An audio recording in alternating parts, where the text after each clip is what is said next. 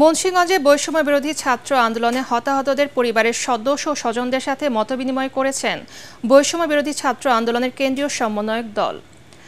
মুন্সিগঞ্জ সফরের মধ্য দিয়ে শুরু হলো তাদের বিভাগীয় ও জেলা পর্যায়ের সফর। এই সফরের মাধ্যমে প্রতিটি জেলায় অভ্যুত্থানে অংশ নেওয়া ছাত্র জনতার সাথে মতবিনিময় করবেন কেন্দ্রীয় সমন্বয়করা। এর অংশ হিসেবে সকালে কেন্দ্রীয় সমন্বয়ক সার্জিস আলমের নেতৃত্বে ১৩ সদস্যের দল মুন্সিগঞ্জে এসে পৌঁছায়। বিভাগীয় ও জেলা সফরের অংশ হিসেবে সকালে কেন্দ্রীয় সমন্বয়ক সার্জিস আলমের নেতৃত্বে ১৩ সদস্যের দল মুন্সিগঞ্জে এসে পৌঁছায়। পরে শহরের একটি রেস্টুরেন্টে গত ৪ আগস্ট বৈষম্য বিরোধী ছাত্র আন্দোলনের সহিংসতায় নিহত ৩ জন ও ঢাকায় নিহত মুন্সিগঞ্জের ৬ জনের পরিবারের সাথে মতবিনিময় করেন তারা।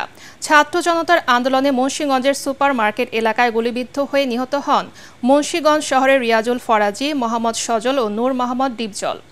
এদিকে বিকেলে মুন্সিগঞ্জ সরকারি গঙ্গা কলেজ মাঠে ছাত্র জনতার সাথে মতবিনিময় সভা করবেন কেন্দ্রীয় সমন্বয়ক দল।